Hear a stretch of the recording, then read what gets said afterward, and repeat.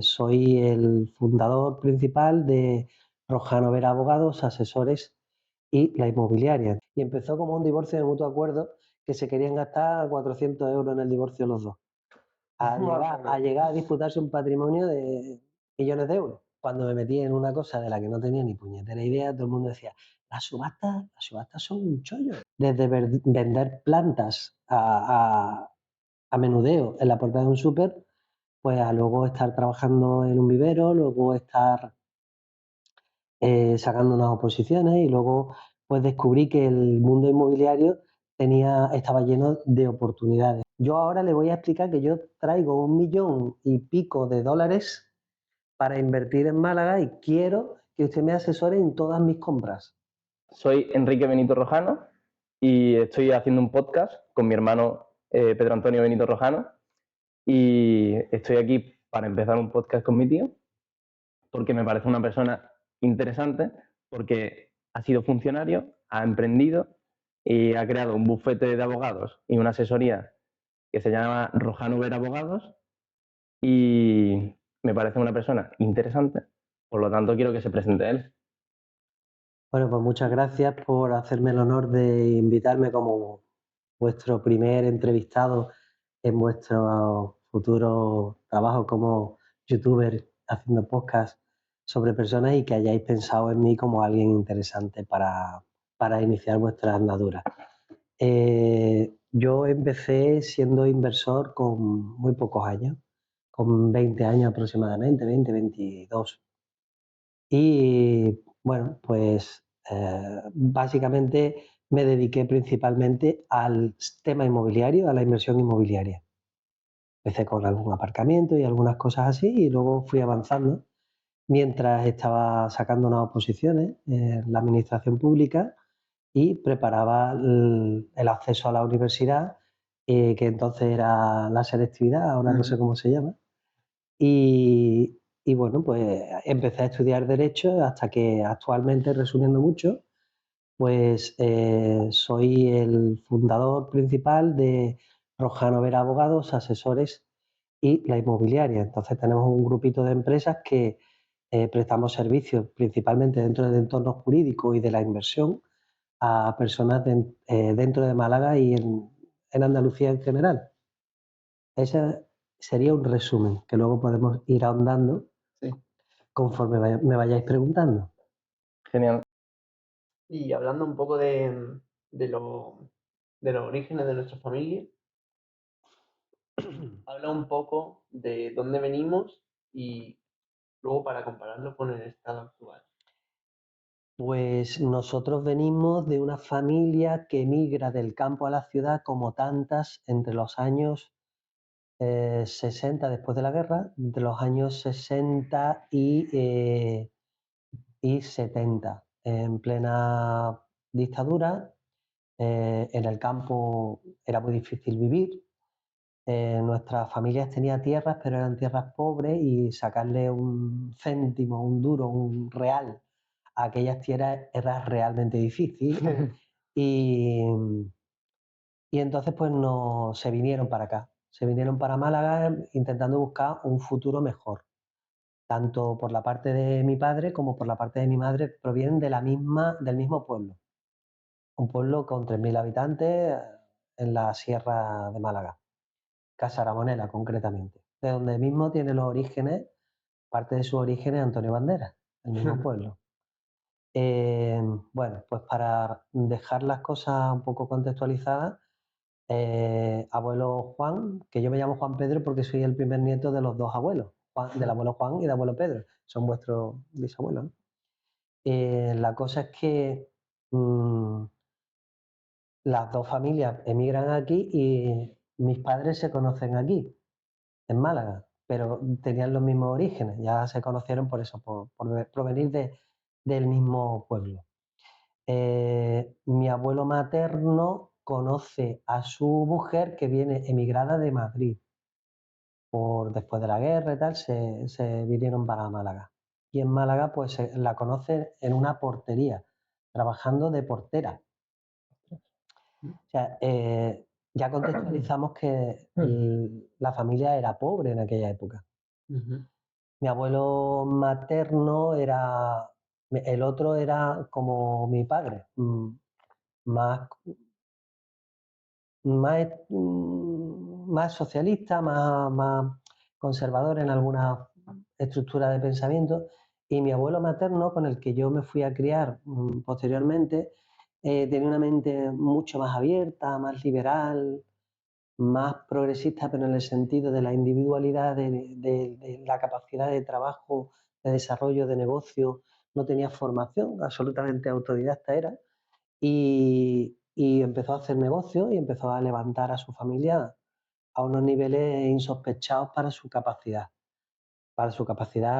natural y su falta de preparación. Y eh, ya a partir de ahí empezaron a salir frutos del trabajo que él hizo durante toda su vida. Luego mis padres hicieron 3/4 de lo mismo, ¿no? Pero ya desde una forma no tan evolutiva como mi abuelo Pedro, pero sí con mucha constancia, mucho trabajo, mucho tesón. No, los sábados y los domingos eran para trabajar para ti y los de lunes a viernes era para trabajar para los demás. Claro. Y ese era el sistema de vida que tenían. Y bueno, pues eso te marca el carácter, eso te hace una educación espartana, una educación resiliente, que ahora está de moda la palabra, Mm. una educación una formación que se lleva en las venas, ¿no? A base de esfuerzo, de sacrificio, de trabajo, de constancia. Y bueno, pues ya lo demás es cuando empezamos nuestra andadura, vuestra madre, vuestro padre y yo, nosotros por otro Nuestra lado. generación. Nuestra generación, exactamente, que afortunadamente para ellos, eh, como yo empecé a dar buenos resultados relativamente pronto, pues le transmití el gusanillo al resto y cada uno hicieron sus deberes muy bien hechos también. Ujú. ¿Y desde niño tenías tú ya ese...? Yo desde niño, desde niño he tenido mucha inquietud. He sido bastante inquieto en todos los aspectos, pero bastante disperso. Mm. O sea, no te puedo decir que yo estaba enfocado en nada de niño porque yo estaba enfocado en las niñas de niño. Claro, Es lo claro, único que estaba más enfocado. claro. Eh, con la... O sea, con nuestros orígenes, ¿no? ¿Y cómo ha comenzado tu vida y cómo es tu estado actual? Yo comencé de rodillas y ahora voy de puntillas. Entonces, mis orígenes fueron pues trabajando en un invernadero a 50, 60 grados sembrando potos con 16 años, 15, 16 años. ¿Vale? Eso es bastante duro. Eh, no me bebía 5 litros de agua y ni meaba de lo que sudaba. Entonces, de eso a luego estudiar una formación profesional y empezar a trabajar en un ente público, primero privado y luego público, y seguí estudiando y tal, pues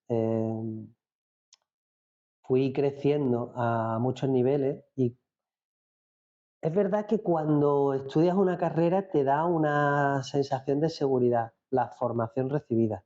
Otra cosa es que luego te sirva más o te sirva menos, pero te da una sensación de seguridad y también te da una perspectiva diferente. No le niego a nadie que dedique gran parte de su vida o una parte interesante a tener una formación útil de las regladas, ¿no? Pero que luego tienes que seguir aprendiendo y la universidad más grande y la más larga, la carrera más larga es la de la propia vida. Te enseña muchas cosas, mientras más cosas hagas, más te enseña. Entonces, yo empecé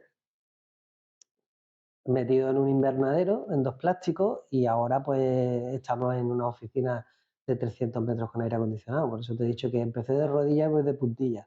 Para lo que yo podía esperar en aquellos momentos, a la situación que tengo, que no es que sea nada excesivamente grande, pero realmente si vemos el punto de partida y vemos la situación actual, pues es satisfactoria.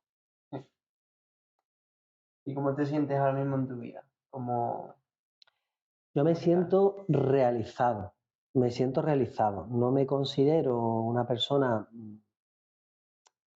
me considero clase media, me considero que he hecho los deberes, que he hecho aquello que me propuse hacer, que he cumplido las metas que me he ido poniendo y, y bueno, pues eso te produce una sensación de satisfacción, ¿no?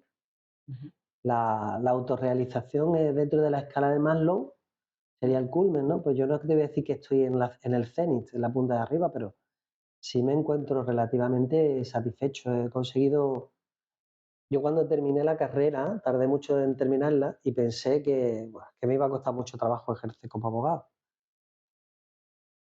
Y realmente cuando me puse a ejercer vi que tenía muchas carencias y me puse a estudiar mucho más, pero luego ya sobre el propio trabajo, sobre los propios casos, sobre las propias normativas vigentes, sobre los campos en los que me iba desarrollando y de conformarme con ser el peor abogado de Málaga a estar considerado en alguno de los rankings como uno de los mejores, incuestionables, y montar un equipo donde el otro día en la cena de Navidad éramos 20 personas en la mesa y había muchos externos que no vinieron, pues la verdad es que la sensación visto en ese lapso de tiempo te puede dar una retrospectiva casi inmediata en un corto plazo de satisfacción, ¿no? A mí me la produce. ¿Qué es lo que te incitó a emprender? A mí me incitó a emprender el que yo empecé vendiendo plantas en la puerta de un supermercado porque mi abuelo tenía un vivero. Y pasó una moto grande, estilo Harley Davidson, para que os hagáis una idea. Y como yo siempre he sido de hacer muchas cuentas, pues hice las cuentas de cuántas macetas tenía que vender para poder comprarme aquella moto, ¿no? Y entonces me di cuenta que vendiendo macetas no me iba a comprar aquella moto. Y así sucesivamente, pues estuve indagando sobre líneas de negocio, desde vender plantas a menudeo en la puerta de un súper, pues a luego estar trabajando en un vivero, luego estar sacando unas oposiciones y luego pues descubrí que el mundo inmobiliario estaba lleno de oportunidades porque la inversión podía dar mucho juego por sí. ¿Cuál fue tu primera inversión inmobiliaria? Mi primera inversión inmobiliaria creo recordar que fue un apartamento en Torremolinos, un estudio, donde para entrar había que tocar la puerta primero para que se recogieran las cucarachas.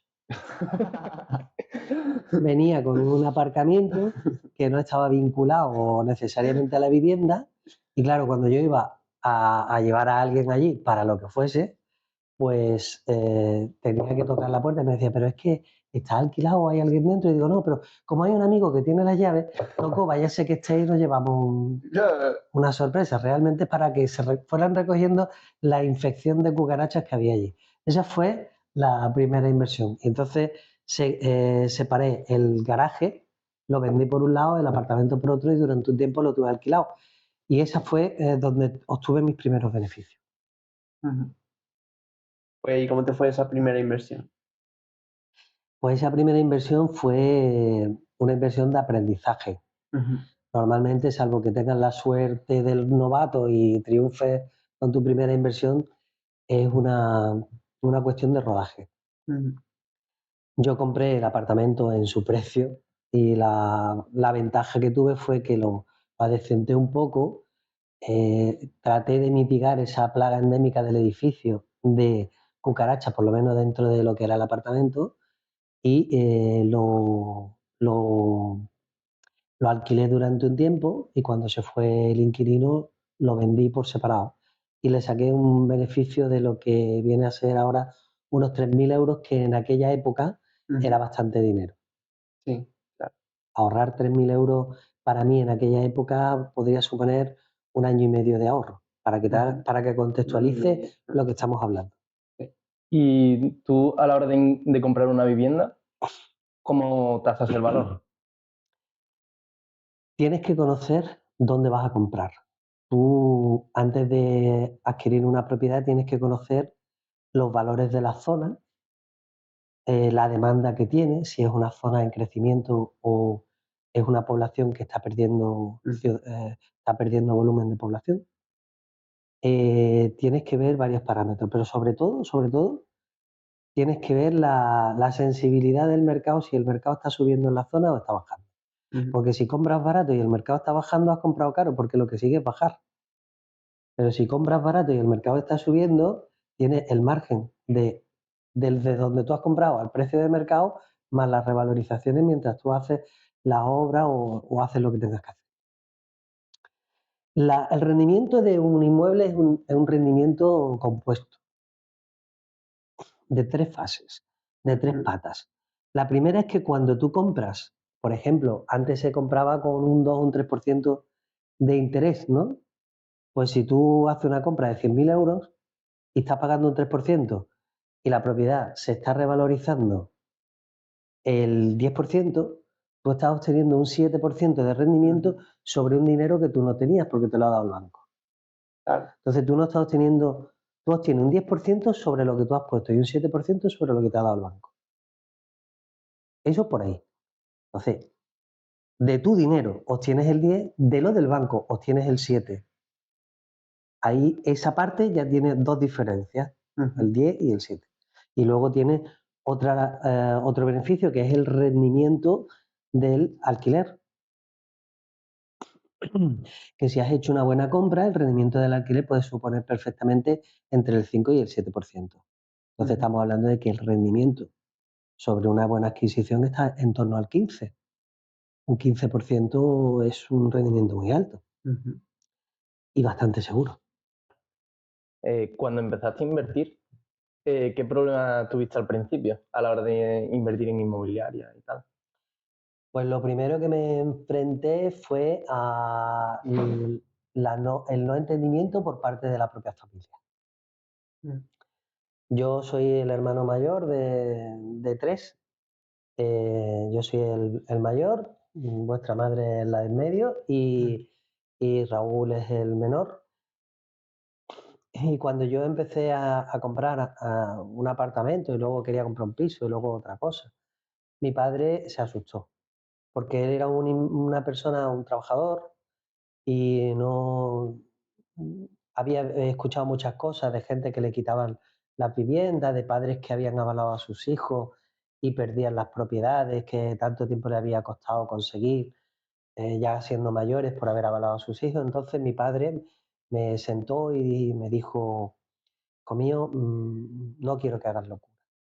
Céntrate en tu trabajo, estudia algo, pero no te dediques a esto que no es no es una buena idea porque puedes perderlo todo, endeudándote tanto y haciendo este tipo de cosas. Una persona normal, cómprate un pisito para vivir, cómprate un coche, tu trabajo y lo normal, no te compliques, no nos compliques la vida a todos, porque estás siendo un ejemplo un poco...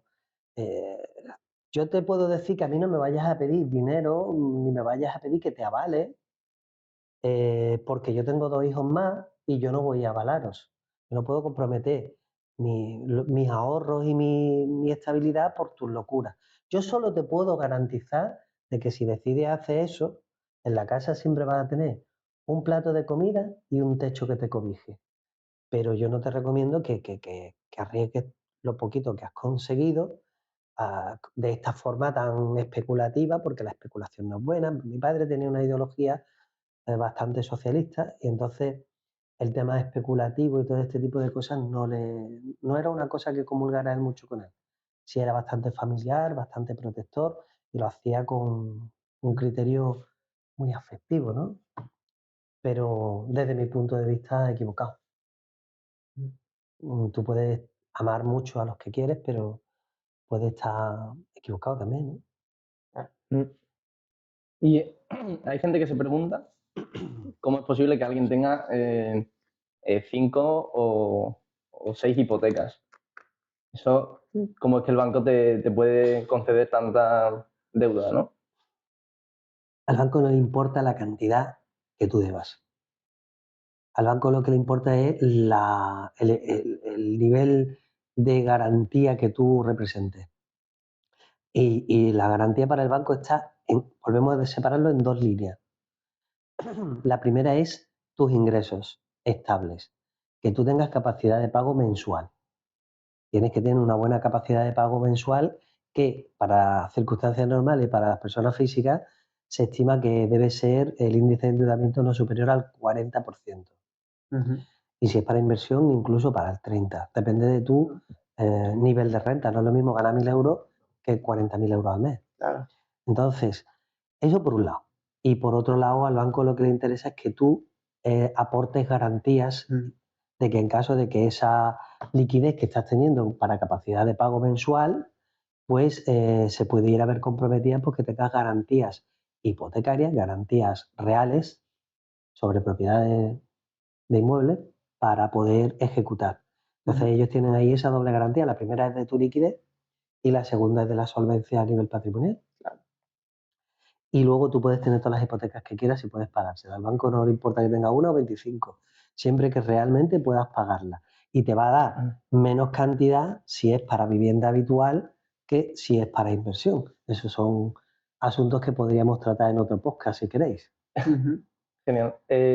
¿Y cómo pasas de ser funcionario a crear un bufete de abogados? Yo desde muy joven había querido ser abogado y había una serie que se llamaba Turno de Oficio cuando yo era pequeño Ujú.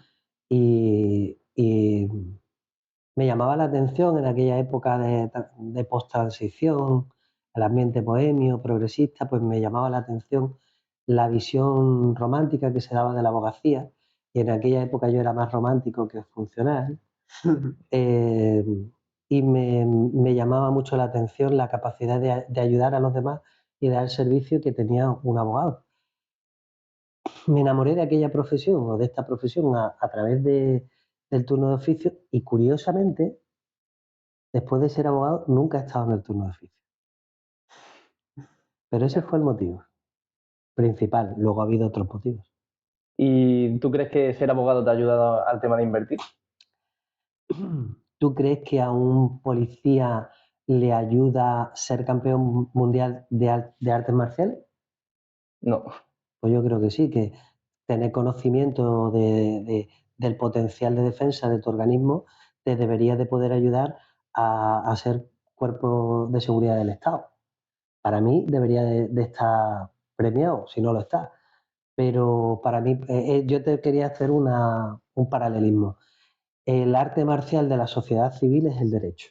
Ujú. Conocer todo está regulado normativamente. La calidad de este agua, eh, el plástico que se usa para envasarla, todo está basado en normas.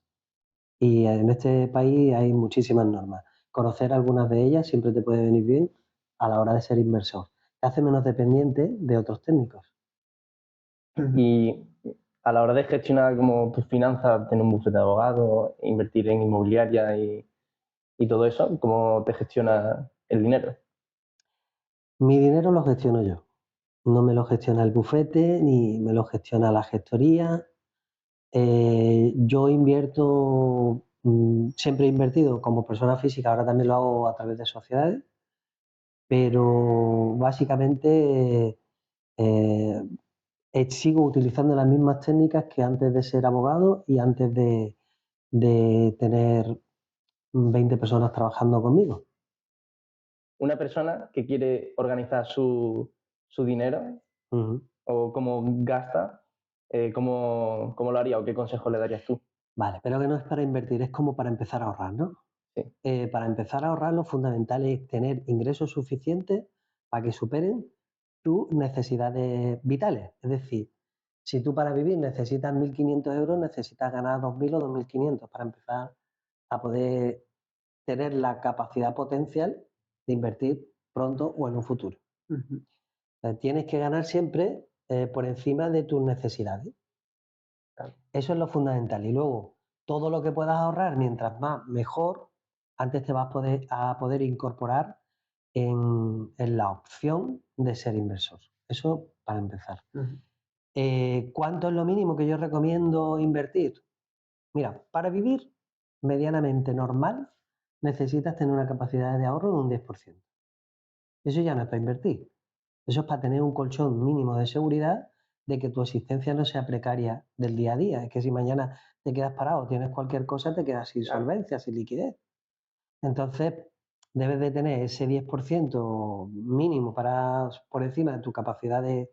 Y luego, pues, si a partir de otro 15, 20, 30%, mientras más mejor, para poder empezar a tener ahorro suficiente para dar lo inicial para invertir o poder operar en cualquier mercado, tanto el inmobiliario como el mobiliario, el que sea. Y una cosa, ¿en qué punto le recomendarías a una persona? O sea, una persona está ahorrando. ¿En qué punto le recomendarías empezar a invertir? ¿En qué punto? Yo creo que para invertir, primero hay que ser, siempre hay que ser prudente. Yo no lo soy.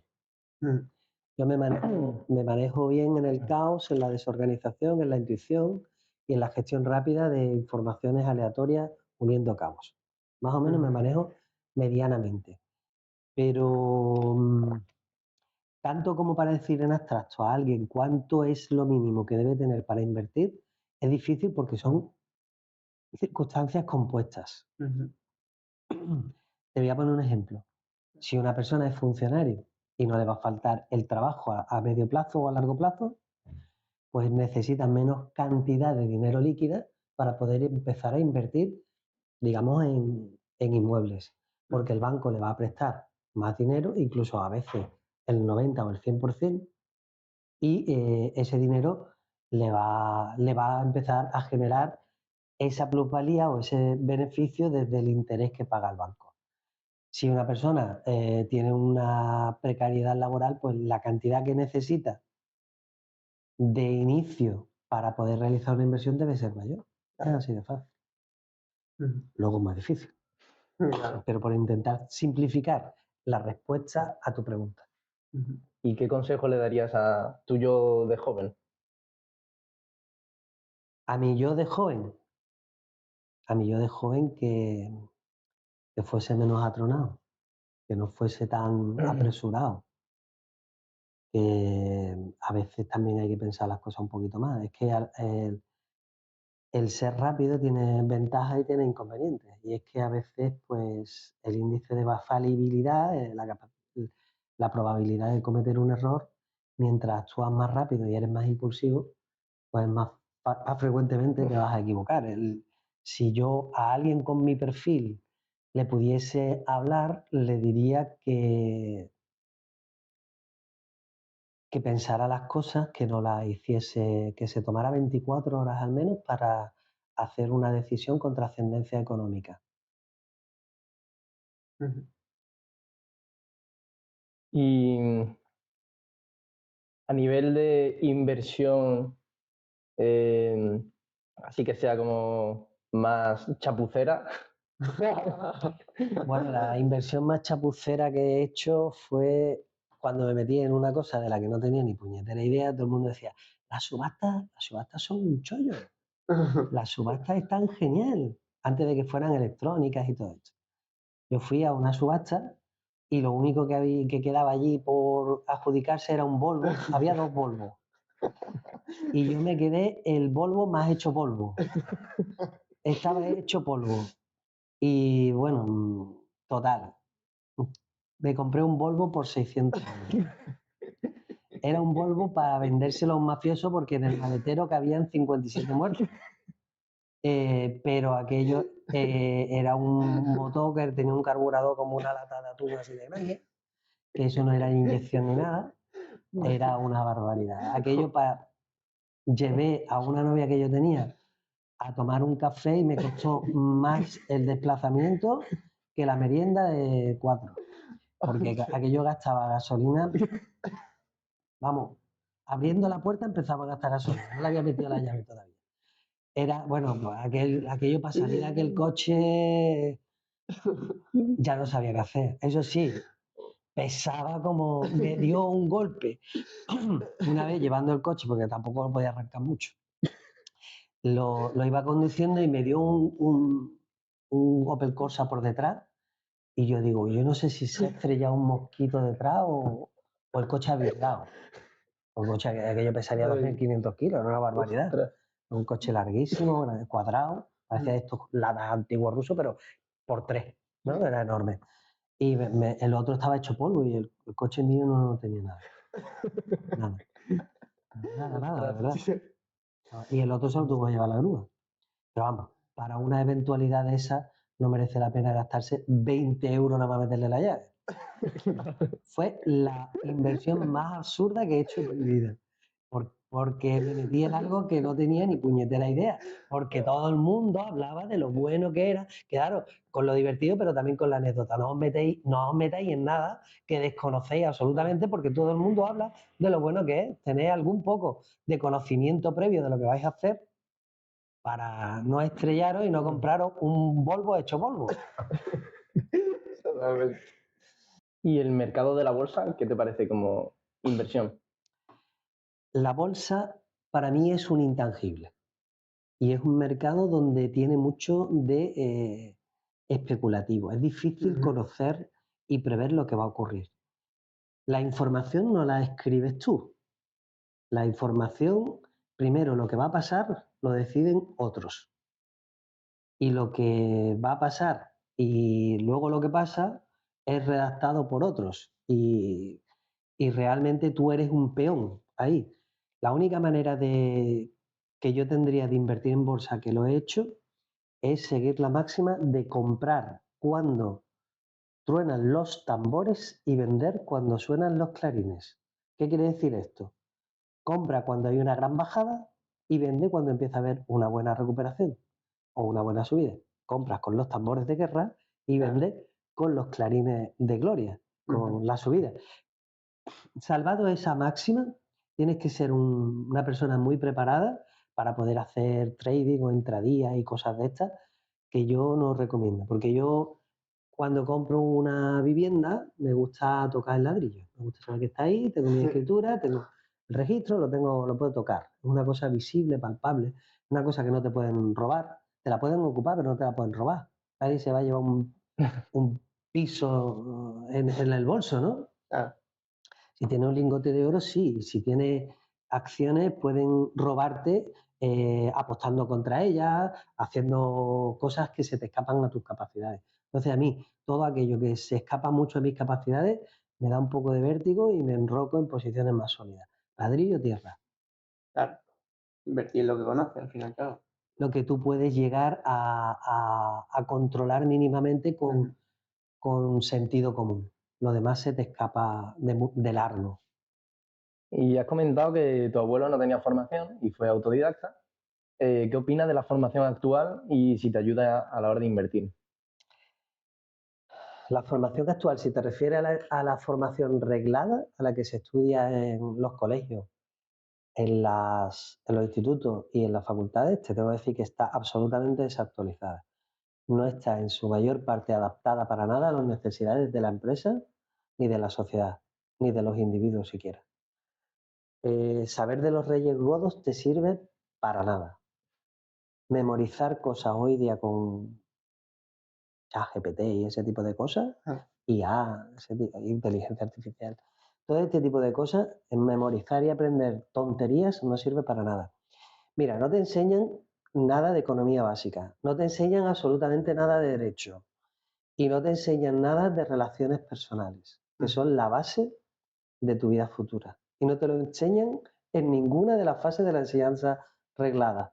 Y son las que van a marcar la diferencia del éxito y el fracaso en muchas cuestiones. Casarte con la persona adecuada no es lo mismo que hacer el amor o que tener una relación afectiva. Tomar decisiones económicas trascendentes, convertirte en un compulsivo consumidor con tarjetas de crédito, si no tienes ni puñetera idea, mucha gente se estrella ahí durante un tiempo de su vida. Este tipo de cosas deberían de enseñárnoslas. Y aquí nadie enseña nada. Parece que gusta del sistema que aprendamos tonterías. Y entonces, si me dices que el sistema tradicional te forma para algo, pues sí, te forma para tener cualidades técnicas en el mejor de los casos, para poder desarrollarlas luego y que te moldee la empresa a su necesidad. Pero no te enseñan a tener iniciativa para crear tú la empresa. No hay espíritu emprendedor, no te enseñan nada de desear, de tener ese gusanillo, ese yo que sé qué que te motiva para ser tú el protagonista de tu propia vida y no engancharte a otro que te la resuelva, ya sea papá Estado a través de ese funcionario de una paguita o de, o de un empresario para que te dé un trabajo, no te está incentivando al emprendimiento. O sea que para mí eso es un fracaso. Y eso te lo dice alguien que ha sido funcionario. Sí, pero yo no veo mal ser funcionario ni añorar ser funcionario. Ujú. Lo único que veo, para mí ha sido una fase importante de mi vida, Claro, claro. transitoria, importante. Y pues yo venía de padres que uno trabajaba en el INI, el Instituto Nacional de Industria, que luego fue Iberia, líneas aéreas, pero que era del Estado, y la otra, mi madre trabajaba en un hospital público. Entonces los dos, digamos, estaban en el sector público. Pues tú, los jóvenes, los niños, aprenden por imitación, no por lo que tú digas, sino por lo que tú hagas. Entonces yo hice lo que creía que tenía que hacer en ese momento y fui evolucionando hacia otra línea de pensamiento y de acción. Y durante toda tu carrera, por decirlo así, de inversor y todo tu trabajo, ¿cuándo esperas tú hacer o recoger la cosecha que has sembrado y disfrutar? Cuando tú eres pobre, cuando tú vienes de ser pobre, tú empiezas a recoger al cabo de un tiempo. Y como tienes ese gusanillo, ese pellizco de que te gusta lo que haces, que te hace sentir bien, te satisface ir consiguiendo tus propias metas, pues entonces es como cuando compras una tierra y siembras los primeros árboles. Luego, cuando tienes más dinero, con ese dinero de la primera cosecha, siembras la segunda cosecha. Luego la tercera, luego la cuarta. Entonces, llega un momento que cuando ya tienes una rotación, porque ya empiezan a ser maduros los primeros cultivos y a dejar el rendimiento óptimo, pues siempre empiezas a cosechar y a sembrar. Entonces, es una adicción. Es una adicción. Que si tú consigues que esa adicción sea compatible con una calidad de vida buena a todos los niveles, pues de lujo, no tienes por qué dejarlo nunca. Que ves que te limita viajar, conocer el mundo, otras personas, otras formas de actuar, otras formas de comportamiento propio, no manifestarte siempre ni como funcionario, ni manifestarte siempre como abogado o manifestarte siempre como inversor, sino también puedes manifestarte como viajero, como un poco viva la vida, como... Ya. Entonces tienes que ir decidiéndolo tú y eso es muy personal, porque el proceso madurativo de uno... Lo que sí tenemos que tener claro es que tenemos fecha de caducidad todos, que si lo que haces lo haces por ganar dinero y realmente no te satisface tanto como para dedicarle una vida a hacerlo, debes de ponerle una fecha de caducidad y dedicarte a algo más lucrativo, no a nivel económico, monetario, sino a nivel emocional y de satisfacción como ser humano. Y tú como a nivel de persona, ¿sientes que te absorbe mucho a la hora de invertir o crees que estás disfrutando en todo momento? Hay inversiones, bueno, todas las inversiones tienen su riesgo, pero hay inversiones más riesgosas e inversiones menos riesgosas. Entonces, mientras más riesgo asumes, más satisfacción puedes tener luego y más nerviosismo, más inquietud y más frustración te puede ocasionar si te sale mal. Entonces, eh, es, mm, es difícil de poder determinar un poco la situación. ¿Cómo llegaste a ser uno de los mejores abogados de familia de Málaga? Bueno, no sé si uno de los mejores, pero desde luego de los peores tampoco. Eh, pues a base de trabajar. Todo empezó por una anécdota también. Como no tenía mucha seguridad al principio, pues me dediqué al divorcio express a través de la marca Don Divorcio. Entonces hacía divorcios baratos porque eran fáciles de hacer y eran rápidos y eran económicos para la gente. Yo fui uno de los pioneros en democratizar económicamente el divorcio. Entonces eso me llevó a llevar divorcios muy sencillitos. Y algunos de esos sencillitos se iban complicando. Porque la gente empezaba de mutuo acuerdo y luego se sacaba las navajas por detrás y todo ese tipo de cosas. Se empezaban a complicar. Y conforme ya tenía el cliente y se complicaba la cosa, pues yo tenía que evolucionar para solucionar ese problema. Y de ahí a un caso, por ejemplo, que tuve donde los clientes se estaban disputando naves de miles de metros, naves industriales de miles de metros. Y empezó como un divorcio de mutuo acuerdo que se querían gastar 400 euros en el divorcio los dos. A llegar a disputarse un patrimonio de millones de euros. Entonces, así te lo he resumido mucho, pero pasar desde llevar divorcios de mutuo acuerdo a llevar liquidaciones de bienes millonarias, pues pasa.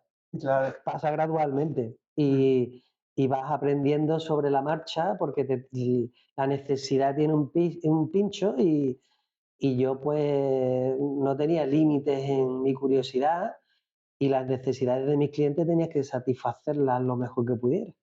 Y así fue. No tiene más misterio. ¿Y cómo crees que va? Yo como persona joven y tal veo que España no está en la mejor situación económica. ¿Cómo lo ves tú a la hora de unos años a futuro? ¿Cómo va a ir la situación?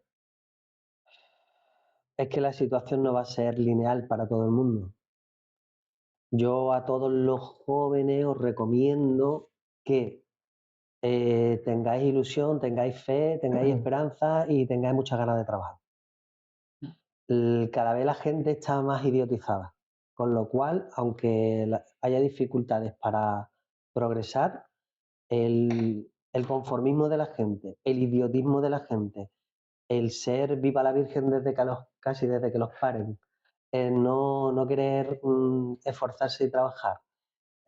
Hay muchas formas de idiotizarse. Te puedes idiotizar con determinadas drogas, te puedes idiotizar con la Play, te puedes idiotizar con cualquier cosa. Cada uno elige la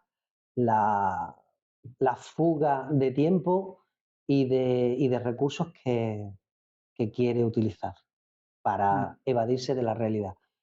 Pero la realidad está llena de oportunidades. La vida te va a brindar miles de oportunidades, pero mientras más preparado estés, mientras más atento estés, mientras más estés trabajando, más posibilidades vas a tener de conseguir lo que quieras. Lo que no puedes decir, Dios mío, es que no me das oportunidades. Me levanto a las 10 y me acuesto a las 11 que ya he desayunado porque como no tengo oportunidades, pues con una hora que has echado de día levantado, que te ha dado tiempo a mear y a desayunar, difícilmente te van a dar muchas oportunidades tu Dios. Ni tu Dios, ni tú mismo, ni nadie. Que puede ser dormirte, ponerte con la Play o ponerte a ver cualquier serie y dedicarle la vida a eso, ¿no? O a cualquier cosa. Ahora hay mucha gente que vende cursos como de inversión, de emprender, de inmobiliaria y cursos de todo. A nivel informático también. ¿Cómo lo ves tú estos cursos? Yo siempre estoy de acuerdo con todo el que vende, porque es una iniciativa. Pero estoy en contra de los que compran. Porque es una broma, ¿no? Pero hay gente que vende que es un inversor inmobiliario y no sé yo que tenga muchos edificios por aquí, ni por ningún lado. Porque ha comprado 4 pisos y ya es un inversor inmobiliario. No tiene una formación reglada, no sabe mucho de derecho inmobiliario. No te estoy hablando de ninguno en concreto, que los hay que son buenos. Pero cualquiera que tenga una buena plataforma de conocimientos para manejarse en YouTube y ese tipo de cosas, pues te vende su humo enlatado con su marca y a veces ese humo es más denso, tiene más sustancia y otras veces es más infumable, ¿no? Sí. No tiene mucho sentido. Están vapeando el futuro de la gente, le están vendiendo cápsulas de ideas que algunas de ellas no tienen un contenido con un fundamento suficiente y se dicen cosas que son bastante baladíes, bastante superficiales, Muy genérico. demasiado genéricas, cosas que las puedes sacar de cualquier lado y para eso pues quizás no haga falta apuntarse a un curso. Además, a mí, todo el que me quiere, tú imagínate, yo haría un curso de bolsa con Warren Buffett. Si Warren Buffett me diera personalmente un curso de bolsa, a lo mejor yo le podría dar 100.000 euros por hacer el curso de bolsa con él. Pero un chaval de 25 años que me está haciendo un curso de trading, su producto no es el trading, es venderme el curso. Claro. Que tú se lo puedes comprar y me parece bien, me parece mucho mejor lo que hace él que lo que hace lo que se lo compra. Porque él está dando un servicio que él cree en él. Y entonces como vendedor y como yo como librepensador y liberal, considero que siempre que tú no mientas más de lo estrictamente necesario, Sí. todo lo que vendas está bien vendido. Mm.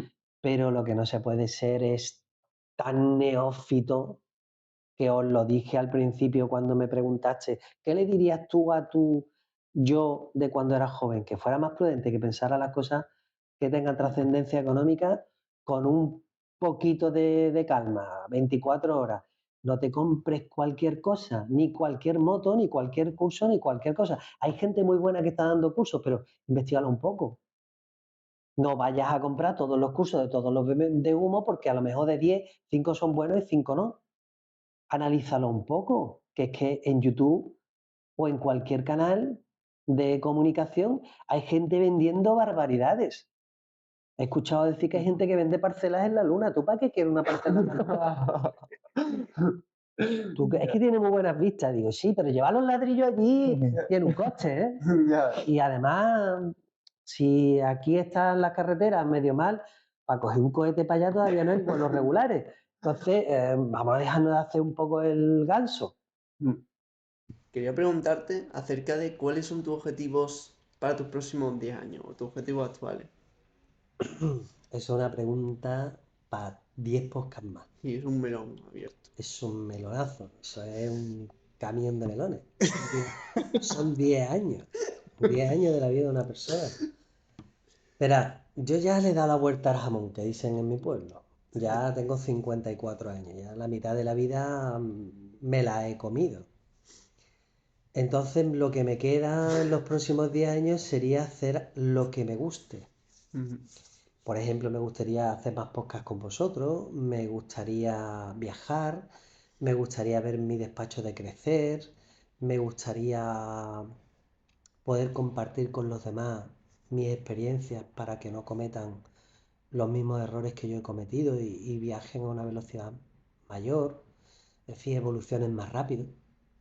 Me gustaría no tener ningún padecimiento que me impida eso, conocer un poco más el mundo. No he viajado mucho, no tanto como quisiera, y descubrir nuevas líneas de negocio, desarrollar mi campito, mi retiro, irlo preparando para cuando ya sea un poco más mayor, tener un sitio donde cobijarme con un confort físico y emocional suficiente.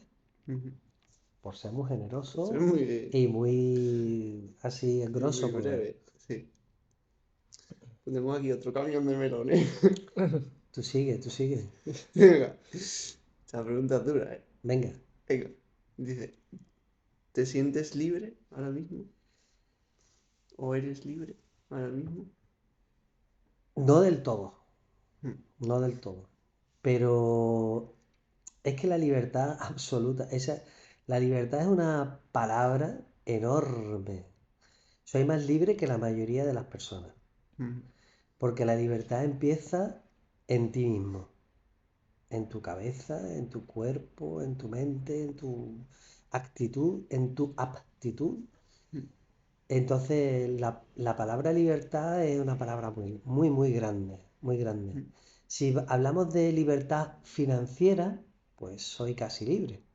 Ujú. Si hablamos de libertad física, no, porque estoy adscrito a mis compromisos.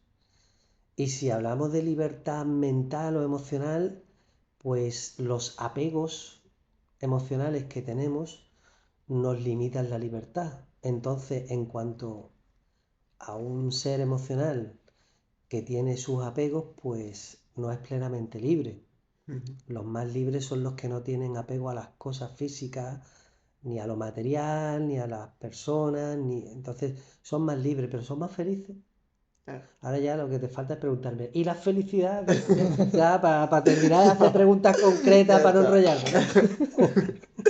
Bueno, pues Súper venga. concreta. ¿Y tú ahora mismo estás feliz en tu vida? La pregunta es muy concreta, porque has dicho estás, no eres. Ujú. Estar está circunscrito al tiempo del hoy. Ujú. Yo ahora estoy muy feliz porque estoy aquí con vosotros y he hecho los deberes de hoy, que es viernes, y voy a descansar el fin de semana. Ujú. Entonces estoy relativamente feliz, contento. Ser feliz es otra cosa. Ujú. Ser feliz es un tramo más largo. Es lo que la... Estar feliz es lo que es táctica Ujú. y ser feliz es estrategia. Y hablando de tu servicio como abogado inmobiliario, ¿qué es lo que ofrece a tu cliente? ¿Cómo ha ganado ese reconocimiento? Eh, cuenta un poco al respecto. Pues mira, el tema de abogado inmobiliario, yo no estaba trabajando como asesor jurídico inmobiliario. Yo estaba haciendo mis propias inversiones y algunas veces dando algunos consejos a familiares y amigos cuando me preguntaban, oye, esto y aquello, y cómo harías tú aquello u otro, o por favor, hazme cualquier cosa, ¿no? Fue cuando vino una inversora de Canadá que quería invertir 1,000,000 y pico de euros y la conocí porque me hizo unas preguntas sobre el registro y había estado en dos abogados que no le habían sabido dar la solución al problema que planteaba, que eso, si queréis, podemos desarrollarlo en otro podcast porque Ujú. no te voy a contar el caso ahora aquí. Ujú. Y, y me hizo algunas preguntas y yo se las respondí todas. Y dice, entonces usted es abogado experto inmobiliario. Y digo, no, no, yo soy experto en familia. Dice, pero si es que he estado en 3 abogados y ninguno me ha respondido cuál era la solución a este problema. Ujú. Y no me han sabido dar la solución ni siquiera las preguntas concretas, me daban respuestas muy ambiguas que he tenido que pagar y usted me ha dado respuestas concretas y me ha dicho que la primera consulta era gratis. Ujú. Y es usted mejor abogado inmobiliario que todos los que he visto hasta ahora, me dijo la mujer. Y digo, bueno, pues le agradezco su Ujú. opinión. Y dice, no, no, no es mi opinión. Yo ahora le voy a explicar que yo traigo 1,000,000 y pico de dólares para invertir en Málaga y quiero que usted me asesore en todas mis compras. Ostras. Y, Bueno, y ahí fue como empecé, porque vi que era rentable ujú. asesorar. La mujer se fue muy, muy satisfecha. Actualmente tiene una revalorización de sus propiedades que adquirió conmigo de un 300% del valor de lo invertido. Y realmente, pues, dices tú, bueno, en ese momento no había obtenido esa revalorización. Te estoy hablando desde esa fecha hasta ahora, ¿vale? Ujú. Te estoy hablando de hace unos años, no muchos, pero para 4 o 5 años. Y o 6. Pierde uno un poco la noción del tiempo. Bueno, ganar el 300% de 1 millón de euros en 6 años tampoco está ni mal. No está mal. 2 Entonces, millones. No tengo que decir más. triplicar el capital no está nada mal. Entonces me di cuenta que lo que hacía, pues lo hacía bien porque me lo reconocían. Mm. Y empecé a hacer eso, haciendo otros pinitos con otras cosas, pero empecé a trabajar para los demás asesorando sobre compras, sobre subastas, sobre regularización de construcciones, etcétera. Ujú. Muy bien. Básicamente eso. Genial. Yo de esto me quedo que al final yo también tengo esa espinita de querer invertir y generar como mi patrimonio del trabajo y del esfuerzo. Y claro, invertir a mi manera, pensarlo 2 veces a la hora de invertir y en cosas que sé, no como que te pasa a ti con las subastas. Y bueno, no sé si tú quieres... No, yo quiero decir que yo estoy muy orgulloso de vosotros dos y de la familia en general, pero porque creo que los dos habéis tomado diferentes rumbos, pero los dos muy bien enfocados. Y en tu caso, pues como has escogido un camino más corto que él, has podido acceder al mercado inmobiliario antes que tu hermano y yo creo que estás con tu edad, no tener nada más que ver la cara que tienes, con tu edad pues conseguir acceder al mercado inmobiliario haciendo alguna compra, que me la quitaste, que lo sepa que me la quitaste. Nos metieron en una subastilla, y el que me quitó la vivienda fue él. No, yo no sabía que era él. Dice, no, se ha vendido, no se ha vendido. Y luego me dice, Tete, porque él me dice Tete. Dice, Tete, he comprado este piso. Y digo, sí, lo conozco. Si lo estaba comprando yo. Ha hecho una buena compra. Así fue. Pues, hombre, para decir, tú quieres que yo por ir concluyendo, para que no se cansen mucho y para que podamos desarrollar los temas que pidan de una forma más concreta y tal, pues yo os agradezco, termino como empecé, os agradezco que hayáis decidido que vuestro primer podcast sea conmigo, así en plan casero, familiar, en la inmobiliaria Roja Novera, donde aquí se está trabajando mucho el tema que tanto nos gusta a todos y que animo a todos los que quieran ver este podcast a que os, os hagan comentarios de cosas que quieran que desarrollemos. Porque nosotros gratuitamente y pronto, desde su demanda, responderemos dando soluciones, interpretaciones, conclusiones concretas a todo lo que nos planteen. Hoy día hay mucha regulación del tema del alquiler, que está muy de moda, tanto para inquietudes de inquilinos como para de propietarios, por la prórroga que hay para no poder desalojar a los inquilinos hasta final del 2024 mínimo.